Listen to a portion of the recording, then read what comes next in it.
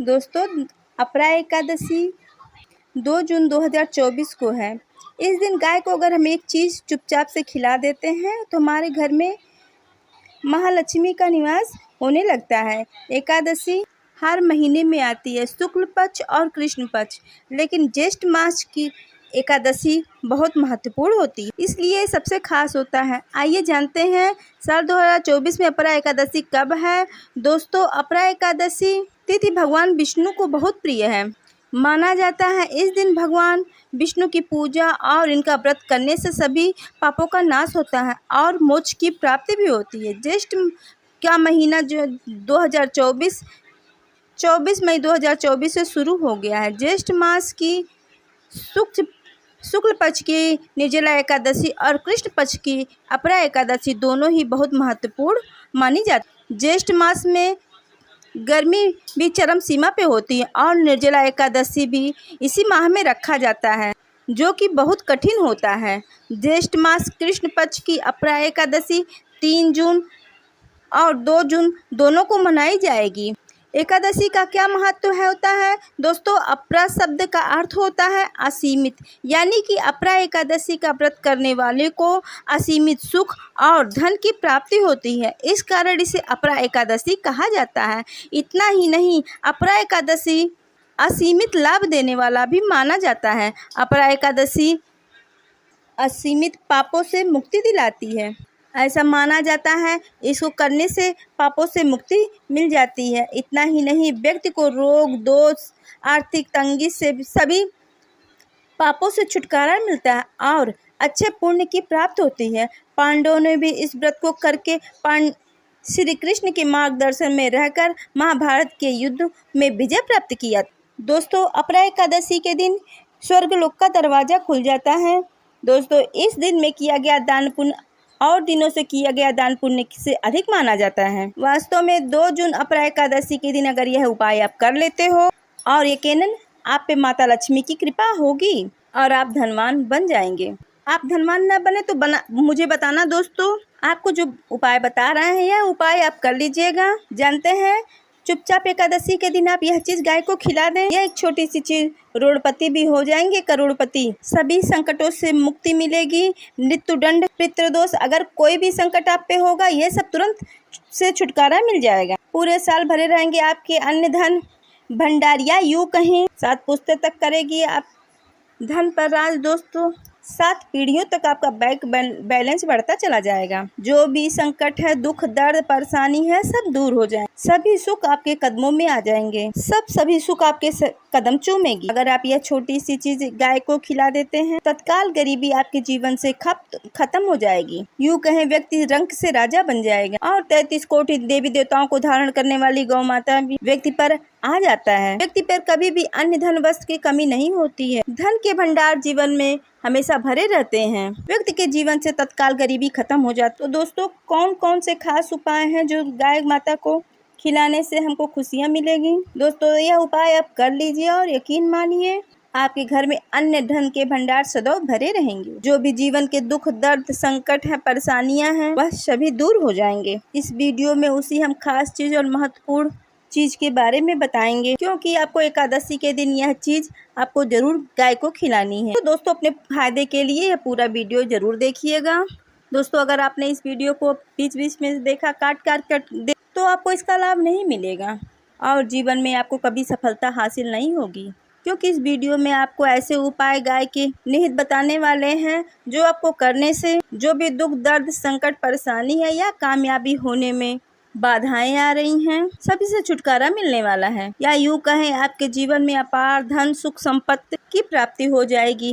कभी भी धन से संबंधित परेशानियां नहीं होंगी। आर्थिक स्थिति आपकी प्रबल हो जाएगी। धन प्राप्ति के योग बन जाएंगे और जीवन में अन्न धन भंडारे हमेशा भरी रहेंगी। तो दोस्तों, आज का वीडियो पूरा देख कर जाना।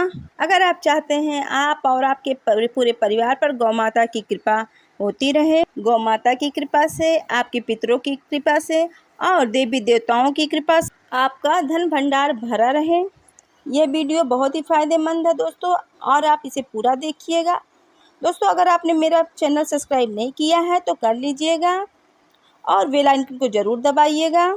कमेंट में जय श्री हरि जरूर लिखिएगा। पूरे 50 सालों के बाद दोस्तों ऐसा दुर्लभ संयोग आया है। यदि आप लाभ हासिल करना चाहते हैं और चाहते हैं कि आपके साथ पीढ़ियों तक कभी कोई कमी न हो और यह फल चाहते हो तो वीडियो को पूरा देखिएगा, बहुत ही लाभप्रद वीडियो होगा। दोस्तों अगर आपको वीडियो पसंद आता हो तो लाइक शेयर ज़रूर कीजिएगा ताकि आपके साथ साथ सबका भला हो।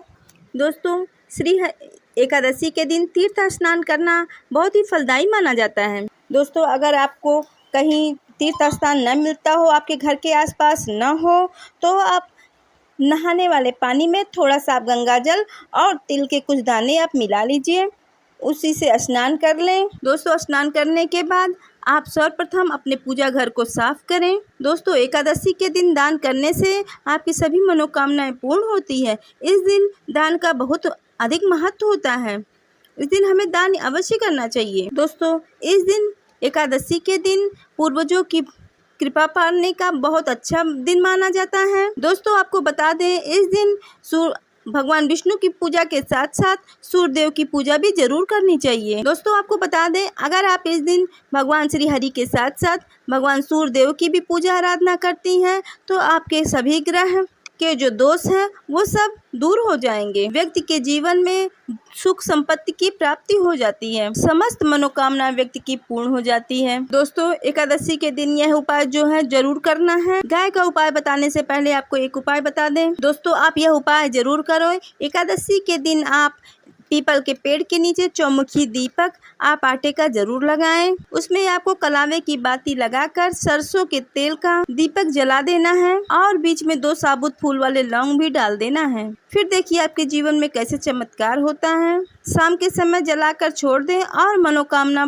भगवान से कह दें। 11 दिन के अंदर दोस्तों आपकी वह मनोकामना जरूर पूरी होगी। यह उपाय दोस्तों बहुत ही चमत्कारिक है और बहुत ही दुर्लभ है। दोस्तों यह उपाय जिसे करने से 7 पीढ़ियों तक धन की कमी नहीं होती, दुख दर्द संकट परेशानियां सब दूर हो जाते हैं और सभी सुख व्यक्ति की तरह। कौन कौन से उपाय है ध्यान से सुनना, जिस तरह बताएं उसी तरह आपको इन उपायों को करना है। तो चलिए शुरू करते हैं। कौन कौन से गाय से जुड़े उपाय हैं, प्रभावशाली चमत्कारिक उपाय हैं जो कि आपकी किस्मत को चमका देगी। एकादशी से लाभ शुरू करते हैं। दोस्तों सनातन धर्म में गाय गंगा और गायत्री का वास होता है। मान्यता है कि गाय में 3 कोटि देवी देवताओं का वास होता है। गौ माता की पूजा करने वाले जातक पर इन सभी देवी देवताओं की कृपा बरसती है। गौ सेवा से दोस्तों इस जन्म के न कि पूर्व जन्म के भी दोष आपके दूर हो जाते हैं। गाय से हासिल पंचद्रव्य का उपयोग अपने जीवन में शामिल करें दोस्तों, क्योंकि पंचम गव्य के बिना कोई भी पूजा पाठ हवन सफल नहीं होता है। गौ कृपा पाने के लिए दोस्तों प्रतिदिन सप्ताह या महीने में एक बार भी पूरे परिवार समेत आपको गौशाला जाने का संकल्प लेना चाहिए और वहां जाकर गायों को आप हरा चारा जरूर खिलाएं। इससे आपके शुभ फलों की प्राप्ति होगी और साथ ही साथ आपको गौ सेवा और पूजा से 9 ग्रह शांत भी हो जाते हैं और इनसे जुड़े दोषों का भी निदान हो जाता है। गर्मियों में गौ माता को पानी पिलाएं और सर्दियों में गौ माता को गुड़ जरूर खिलाएं। ध्यान रखें अपने ही शरीर पे सभी देवी देवताओं को धारण करने वाली गौ माता में कई शुभ संकेत भी होते हैं और अशुभ संकेत भी होते हैं। गाय का दूध दूहते समय अगर गाय ठोकर मार दे और सारा दूध बिखर जाए तो बहुत बड़ा अपशगुन माना जाता है। और यदि कोई यात्रा पर निकल रहा हो और गाय अपने बछड़ों को दूध पिलाती, अगर दोस्तों गाय दूध पिलाते हुए बछड़े को सामने आ जाए तो निश्चित है अगर आप जिस यात्रा पे जा रहे हो वो यात्रा जरूर सफल होगी। आप जिस भी काम में जा रहे हो अगर दूध पिलाती गाय को आप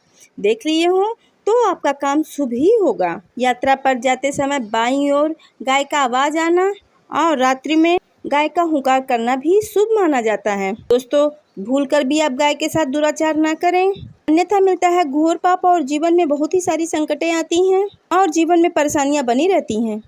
अगर दोस्तों आप गाय माताओं को मारते हो भगाते हो तो जीवन में आपके हमेशा परेशानियां बनी रहेंगी। गाय को राष्ट्रीय पशु बनाने जाने और इन्हें मौलिक अधिकार देने की बात हो रही है तो बात उठता है गाय संस्कृति का अहम हिस्सा है।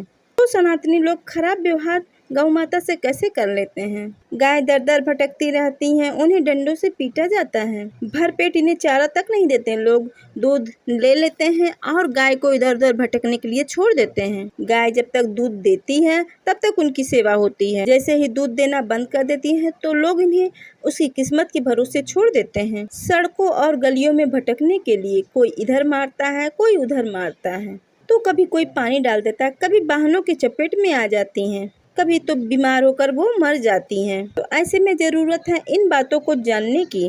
गाय को लेकर शास्त्रों में क्या कहा गया है, गाय के साथ आपको कैसा व्यवहार करना चाहिए। दोस्तों, गाय को कभी भी मारना पीटना नहीं चाहिए। दोस्तों, गाय को पीटना नहीं चाहिए। गाय को माता का दर्जा दिया गया है। दोस्तों, गाय को मारने वाला माता को मारने पीटने के समान ही माना जाता है और वह पाप का भागीदार हो जाता है। नरकलोक में वर्षों तक कष्ट भोगना पड़ता है। अगला जन्म पशु योनि में भी मिलता है। लिखा है, गौतम मुनि ने गाय को डाह मार दिया था। वह गलती से मारे थे, जिससे गाय की मृत्यु हो गई थी और इस पाप से मुक्ति के लिए उन्हें वर्षों तक तपस्या करनी पड़ी थी। भगवान श्री कृष्ण बैल स्वरूप में आए और वृद्धाश्रम का अंत कर दिया था, जिससे उससे मुक्ति के लिए भगवान श्री कृष्ण को संपूर्ण तीर्थों को एक कुंड में आना पड़ा था और इस कुंड में स्नान करने से भगवान श्री कृष्ण इस पाप से मुक्त हो गए थे। दोस्तों, साथ ही साथ जो गाय पी रही हो, गाय को पानी पी रही हो, गाय को भगाते हैं, वह ढेरों अपराध करके नरक को भोगते हैं, ऐसा पुराणों में बताया गया है। जबकि जो लोग गाय के लिए प्याऊ और चारा की व्यवस्था करते हैं वह भाग्यवान होते हैं। ऐसे लोग जो गाय की व्यवस्था करते हैं वह कई पापों से मुक्त होकर मोक्ष की प्राप्त करते हैं और बड़े ही धनवान कुल में जन्म लेकर सुख को भोगते हैं। और साथ ही साथ आराम कर रही गाय को देखकर कभी भी दोस्तों उठाना नहीं चाहिए। कहते हैं, जिस स्थान पर गाय बैठती हो वहां से नकारात्मक ऊर्जा अपने आप भाग जाती है, वहां नकारात्मक ऊर्जा टिकती ही नहीं है। गाय की बैठने वाली जगह को जो लोग नियमित रूप से साफ करते हैं वहां जन्म में भी किए गए जाने अनजाने पापों का नाश हो जाता है और वह मनुष्य गोलोक में स्थान प्राप्त करता है। गाय को डंडा मारकर उठाने और पानी डालकर उठाने से मनुष्य को पाप का भागीदार बनना पड़ता है और उसे अगले जन्म में दर दर भटकना पड़ता है। और साथ ही साथ शास्त्रों में बताया गया है, गाय का दूध उसके बछड़े के लिए होता है, उसके बछड़े से बचा हुआ दूध ही मनुष्य को लेना चाहिए। परंतु कुछ लोग एक बार गाय का दूध लेने के बाद भी फिर से बछड़े के लिए बचा हुआ दूध भी इस्तेमाल कर लेते हैं। कहा जाता है ऐसा मनुष्य जो बछड़े का दूध भी ले लेता है वह घोर पापी माना जाता है। साथ ही साथ कहा जाता है गोवंश के पीठ पर नहीं बैठना चाहिए, इनकी पीठ पर बैठने से महापाप लगता है। ऐसे लोगों को नरक का भोग भोगना पड़ता है। गौ माता से उत्पन्न नंदी ही गौवंश माना जाता है, जिस पे महादेव और महादेवी यात्रा करते हैं, क्योंकि नंदी ने स्वयं ही अपनी इच्छा से महादेवी की सवारी बनना स्वीकार किया है। और साथ ही साथ शास्त्रों में गाय का दान भी बहुत महत्वपूर्ण माना जाता है। दोस्तों, ऐसे गाय का दान ना करें जो कि बूढ़ी और बीमार हो। कठोर उपनिषद में नचिकेता की कथा भी पिता के द्वारा बूढ़ी गाय को दान करने पर आपत्ति जताई थी। दूध देने वाली और बछड़े सहित जो लोग गाय का दान करते हैं, बछड़े समेत जो गाय का दान करते हैं वह स्वर्ग को प्राप्त करते हैं। दोस्तों, साथ ही साथ सूर्य चंद्र मंगल की युक्ति अगर राहु से हो तो पितृदोष उत्पन्न करती। यह भी मान्यता है कि सूर्य का संबंध पिता से और मंगल का संबंध भाई बहन से होता है। सूर्य यदि शनि राहु केतु के साथ स्थित हो तो या दृष्ट संबंधी हो, मंगल की युति यदि राहु केतु से हो तो पितृदोष होता है। इस दोष से जीवन संघर्ष में बन जाता है। दोस्तों, अगर पितृदोष हो तो गाय को किसी दिन या एकादशी के दिन या किसी अमावस्या पूर्णिमा के दिन या किसी खास दिन, व्रत त्योहार या अगर रोज आप खिला सकते हैं तो गाय को रोटी के साथ गुड़ खिलाने से पितृदोष समाप्त हो जाता है। साथ ही साथ जो गाय के ऊपर कुबड़ बना होता है वह बृहस्पति गुरु होता है, उसके ऊपर हाथ फेरने से हमारे बृहस्पति सही होते हैं। यदि जन्मपत्री में आपके बृहस्पति नीच मकर राशि में बैठे हों या अशुभ दृष्टि में जा रहे हों और सामने गौ माता आती हुई दिखाई दे तो गौ माता को अपनी दाहिनी ओर से जाने देना चाहिए। आपकी यात्रा जरूर ही सफल होगी। कहा जाता है जिस घर में गाय होती है वहाँ वास्तु स्वतः ही समाप्त हो जाता है। और साथ ही साथ आपको बता दें, गाय को प्रतिदिन ताज़ी रोटी ही खिलाएं। आप तुरंत ही रोटी बनाएं और कोशिश करें आपको दिख जाए तो तुरंत ही आप गाय को रोटी में थोड़ा सा गुड़ या मीठा मिलाकर आप उसको खिला दें। दोस्तों, गाय को बासी खाना नहीं दिया जाता है। अगर आप उस दिन रख के दूसरे दिन आपको गाय को खिलाते हैं तो वह खाना बासी माना जाएगा। दोस्तों, गाय को कभी भी बासी रोटी ना दें, इससे आप पाप के भागी बनेंगे। दोस्तों, इससे आपके जो काम बनने वाले होंगे वो भी खत्म हो जाएंगे। इससे आपके घर में हमेशा दर्द देवता का वास बना रहेगा और दोस्तों, आप जो भी काम करेंगे उस काम में आपको असफलता ही मिलेगी। इसलिए दोस्तों, गाय का अपमान न करें, गाय को हरा चारा और ताज़ी रोटी ही खिलाएं। और दोस्तों, गाय को सड़ी गली चीज़ें भी नहीं खिलानी चाहिए। लोग क्या करते हैं, अगर कोई चीज़ हमारे घर में सड़ गल जाती है तो वो ले जाकर गाय को खिला देते हैं, तो हमें ऐसा नहीं करना चाहिए। ऐसा करेंगे तो आप पाप के भागी बन जाएंगे। और साथ ही साथ दोस्तों, आप एकादशी के दिन 11 लोइयां बनाकर आटे की उसके ऊपर थोड़ी सी हल्दी लगाएं। इसके बाद आप हर एक लोई को गाय को खिलाएं और गाय को खिलाते हुए आप यह मन में हमेशा सोचें कि हमारे जीवन में हमेशा खुशियाँ ही खुशियाँ हो, हमारे ऊपर माता लक्ष्मी भगवान विष्णु का वास हो। और एक बार एकादशी के दिन आप 7 बार गाय की परिक्रमा भी कर लें, इससे आपके समस्त काम बनेंगे। दोस्तों, गाय को सादा रोटी ना खिलाएं, उसमें थोड़ी सी गुड़ या मिश्री रखकर या चीनी रखकर आप उसको खिलाएं। थोड़ी सी हल्दी भी लगा सकते हैं, आप उसको रखकर उससे खिलाएं। इससे भगवान विष्णु और माता लक्ष्मी प्रसन्न होते हैं। कहते हैं गाय में सब देवों का वास होता है, इसलिए हमको ऐसा काम जरूर कर लेना चाहिए। दोस्तों, इतना करने से ही आपके जीवन में बन रहे दुख सब समाप्त हो जाते हैं। दोस्तों, यह थे गाय से जुड़े कुछ महत्वपूर्ण उपाय, कुछ बातें थी जिन्हें आपको जरूर ध्यान रखना चाहिए।